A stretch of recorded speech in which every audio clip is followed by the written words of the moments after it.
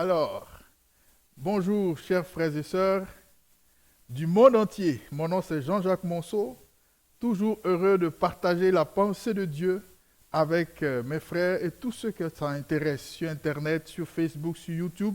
Que Dieu vous bénisse abondamment.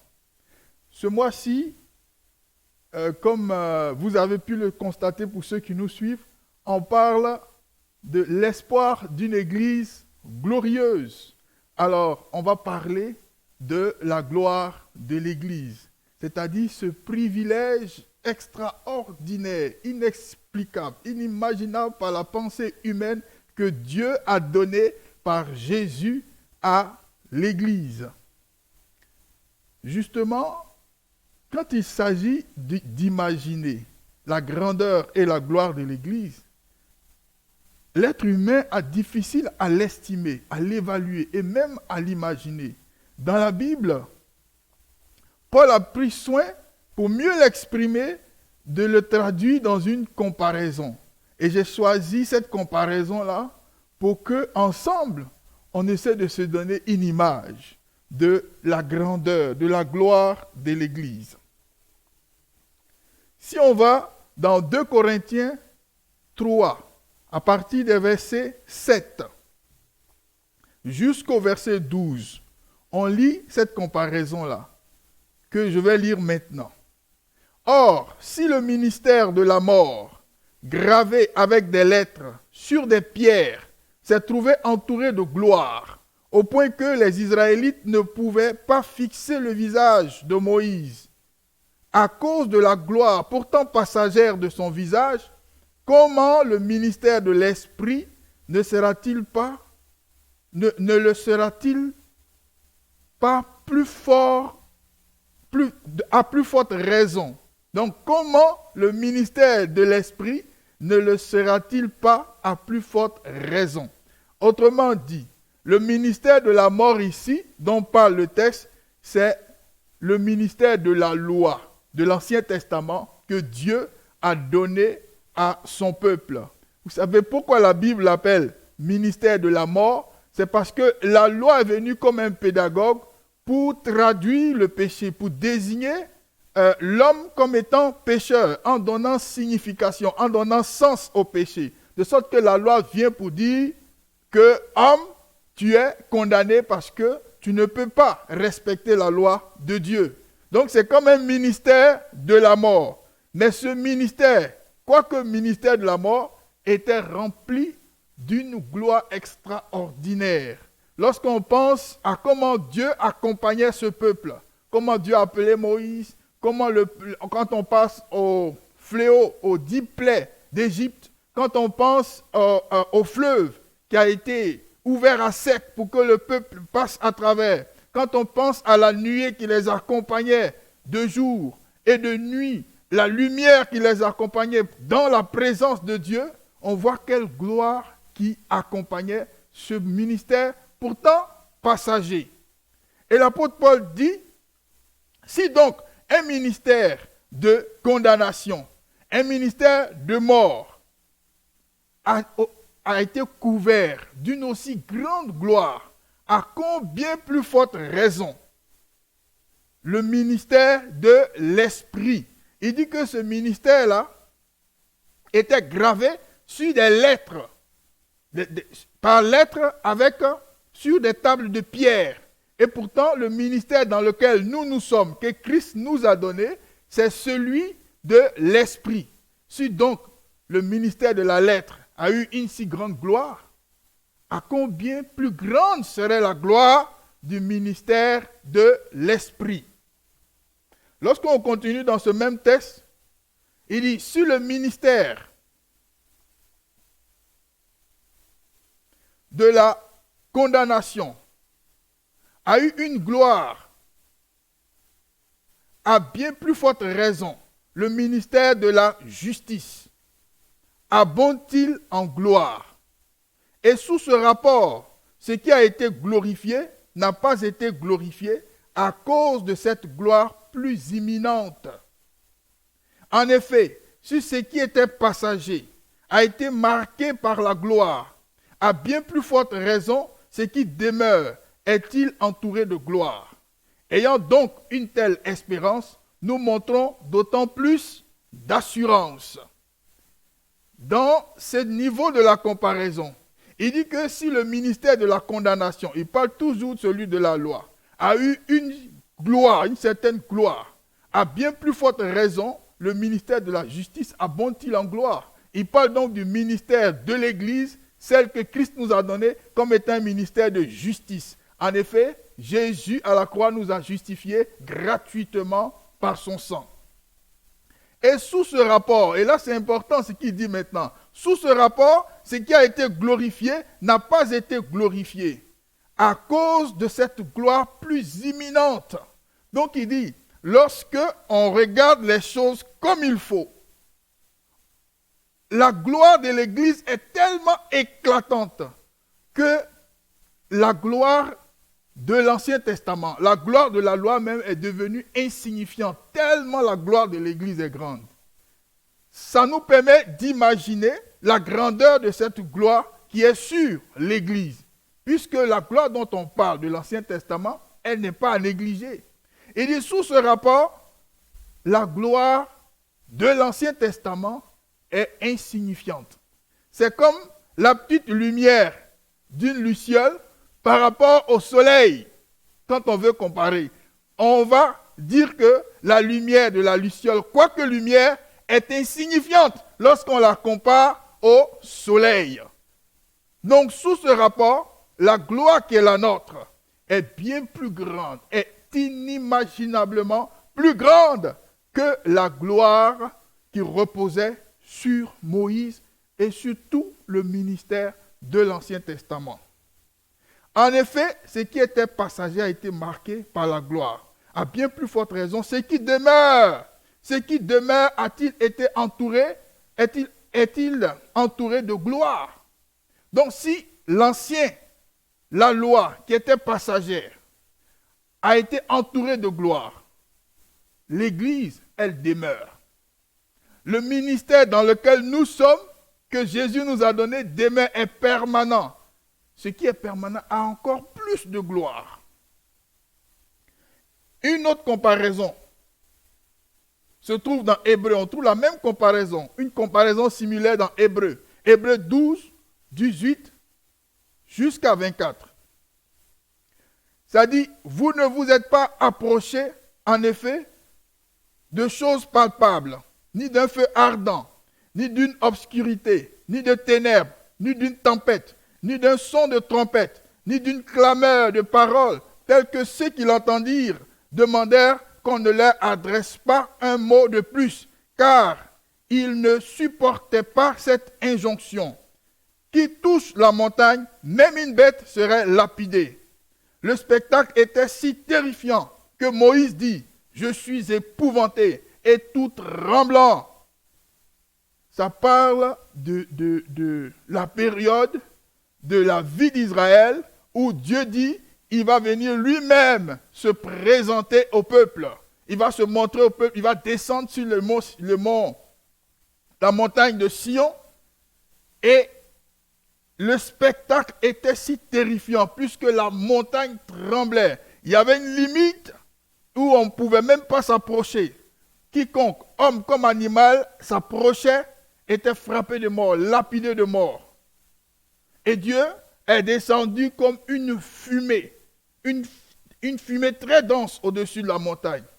Le spectacle était si terrifiant que Moïse lui-même, que Dieu a appelé à venir communiquer avec lui, en était épouvanté, était complètement apeuré. Ça démontre le caractère glorieux de cette époque-là, sous la loi. Mais vous êtes approchés de la montagne de Sion et de la cité du Dieu vivant, la Jérusalem céleste, de dizaines de milliers d'anges, de la réunion de l'assemblée des premiers-nés, inscrits dans les cieux, de Dieu, juge de tous, des esprits, des justes apportés à leur accomplissement, de Jésus, le médiateur d'une alliance neuve, et du sang de l'aspersion, qui parle plus que le sang d'Abel.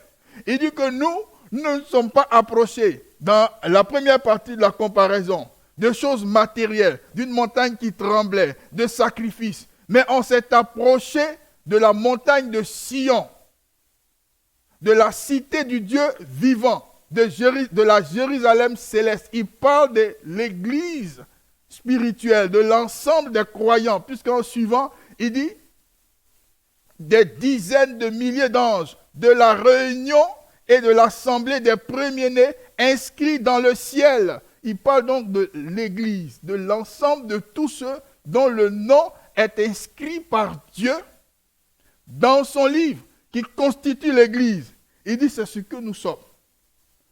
C'est de cela que nous sommes approchés. De Dieu, juge de tous, des esprits des justes, portés à leur accomplissement, de Jésus, le médiateur d'une alliance nouvelle, par son sang qui fait une aspersion qui est plus efficace, qui parle plus que le sang d'Abel. Vous savez, Abel, quoique mort, son sang parlait, son sang témoignait en sa faveur contre son frère qui l'a tué. Mais le sang de Jésus témoigne en notre faveur, à la faveur de l'humanité tout entière, contre toutes les accusations que la loi, en traduisant le péché contre nous, dans ses détails nous condamne. Jésus a annulé toutes ces prescriptions-là, il a triomphé d'elles publiquement à la croix, comme c'est écrit dans un certain texte. Nous voyons là donc que la gloire de l'Église, on peut maintenant l'imaginer, elle est bien plus grande que la gloire pourtant non négligeable de tout ce que Dieu a fait avec Moïse. C'est en conséquence de cela que l'apôtre va dire, ayant donc une telle espérance, nous montrons d'autant plus d'assurance.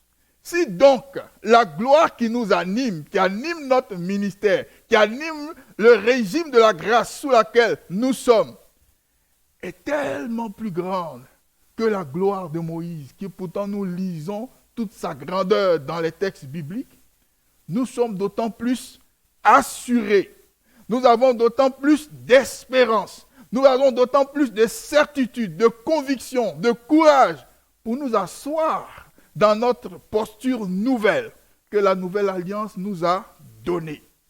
Voyez-vous donc, pour comprendre la gloire de l'Église, l'apôtre l'a mis dans une analogie avec l'Ancien Testament. Et on comprend mieux alors la grandeur de ce que Christ nous a donné.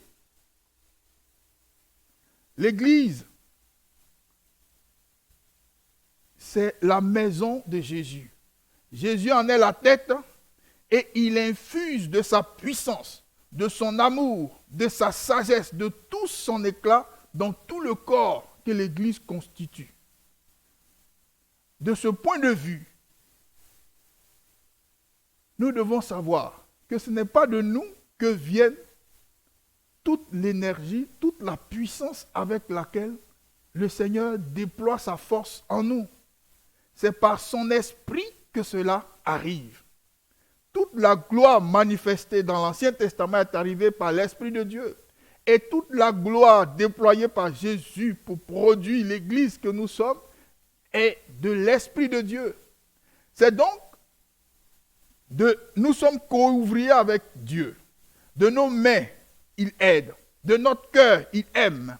De nos pensées, il agit. De nos paroles, il enseigne les autres. Il nous utilise littéralement pour travailler avec nous. Mais nous devons savoir que cela vient de son esprit.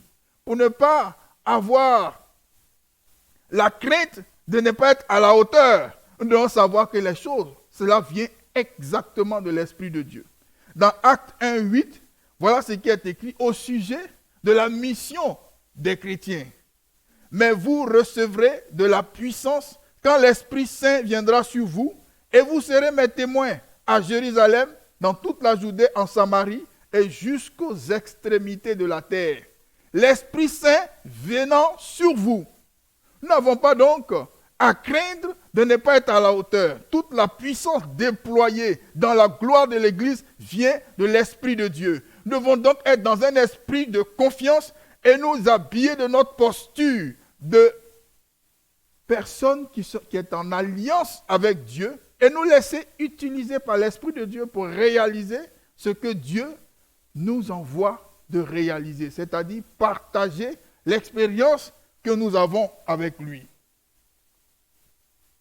Si donc nous savons que nous avons cette grâce extraordinaire avec Dieu, devant les difficultés, qu'elles s'appellent maladie, qu'elles s'appellent démon, qu'elles s'appellent une difficulté relationnelle, conjugale, difficulté d'emploi, nous ne devons pas donner place à l'ennemi en comptant ses attaques contre nous, en disant « Oh, l'ennemi m'a attaqué par-ci, il m'a attaqué hier, il m'a attaqué avant-hier, le diable m'a fait ceci, le diable m'a fait cela. » Plutôt que de lui donner de la place. Au contraire, nous devons exprimer qui nous sommes. Nous devons nous assurer, nous devons être confiants de notre posture beaucoup plus grande, beaucoup plus puissante, beaucoup plus glorieuse que ce que l'ennemi peut faire. De sorte que nos prières deviennent efficaces. Le Seigneur dira dans Matthieu 18, « Guérissez les malades, ressuscitez les morts, purifiez les lépreux, chassez les démons. Vous avez reçu gratuitement, donnez gratuitement. » Comment est-ce que cela est possible? C'est si nous prenons notre place dans la gloire que le Seigneur nous a donnée, en sachant que c'est son esprit qui réalise tout, pas nous. Nous n'avons aucune force de réaliser intrinsèquement dans la chair toutes ces choses. Mais l'Esprit de Dieu le réalise lorsque nous nous alignons simplement sur l'identité nouvelle, la condition nouvelle qu'il nous a donnée. Nous devons aussi savoir une chose, c'est que la gloire que nous avons a un ennemi, qui est le diable. A un ennemi qui est même notre condition en tant qu'être humain. Sa faiblesse, sa faillibilité parfois s'oppose à la grandeur de ce que Dieu nous donne. Et nous devons donc savoir que cette opposition-là existe. L'ennemi va s'opposer à ce que nous soyons alertes de notre nouvelle réalité. Il va s'opposer par toutes sortes de stratagèmes. Mais nous, comment allons-nous réussir à ne pas nous laisser entraîner dans son piège? La Bible dit, « Heureux serez-vous lorsqu'on vous outragera, qu'on vous persécutera, et qu'on dira forcément de vous toutes sortes de mal à cause de moi. Réjouissez-vous et soyez dans l'allégresse parce que votre récompense sera grande dans les cieux. Car c'est ainsi qu'on a persécuté les prophètes qui ont été avant vous. » Celui qui veut vivre en ami de Dieu, en allié de Dieu, sous la gloire de Dieu, recevra certainement de la part de l'ennemi de l'opposition, de l'attaque. Il va passer par des gens, il va passer par des situations. Mais nous n'avons pas à avoir peur, car la Bible dit que l'Éternel est près de ceux qui ont le cœur brisé. Il sauve ceux qui ont l'esprit dans l'abattement. Il est dit, le malheur atteint souvent le juste, mais l'Éternel l'en délivre toujours. Ça veut dire que c'est un principe. Il en délivre toujours. C'est un principe. Il garde ses os, aucun d'eux n'est brisé. Donc, l'attaque de l'ennemi va certainement arriver, mais nous devons nous attendre. Nous devons être confiants et nous attendre à la délivrance de notre Dieu par la puissance de son esprit. Si l'Éternel nous en délivre toujours, alors nous ne devons pas avoir peur, nous ne devons pas avoir de crainte. Nous devons nous attendre dans la prière et dans une assurance qui vient de Dieu à sa délivrance. Peu importe l'angle sous lequel la délivrance va arriver, c'est à nous de savoir comprendre la délivrance de Dieu. Mais la délivrance arrivera certainement. Frère, donc, voici là où Dieu t'a positionné. Voici là où Dieu nous a positionnés, dans une gloire immensément grande. C'est là la part de l'Église. C'est à nous, nous devons donc le savoir et nous asseoir dans une assurance qui nous assure un triomphe total face à toutes sortes d'adversités. À la fin donc de cette capsule, je voudrais prier pour que tous ceux qui nous écoutent, de près ou de loin, reçoivent ces paroles dans leur cœur et changent de position. Si tu es enfant de Dieu, change de position à partir de maintenant. Tu n'es pas une balayure que le diable peut entraîner dans n'importe quel sens. Pourvu que nous le sachions, la victoire est pour nous. Seigneur, je prie que ta grâce et ta faveur fassent entendre ces paroles dans les cœurs, afin qu'au nom puissant de Jésus, chaque enfant de Dieu, que ce soit ici ou ailleurs, Seigneur, se tienne dans sa posture nouvelle, de la nouvelle alliance de fils de Dieu, dans lequel est infusée toute la puissance, la sagesse et l'amour de Dieu. Que chacun, Seigneur, se positionne face à l'ennemi dans un élan de victoire totale qui est conséquent de la gloire que toi tu as établie sur nous. Merci Seigneur d'accompagner chacun maintenant dans cette nouvelle posture que tu nous as donnée. Tout à l'heure, nous allons continuer d'en discuter sur notre Zoom avec d'autres frères. Ça va être l'occasion aussi, à partir de 20h, de prier pour d'autres sujets et d'approfondir le sujet de la gloire de Dieu en parlant avec d'autres frères. Merci beaucoup. Que Dieu vous bénisse abondamment et à la prochaine.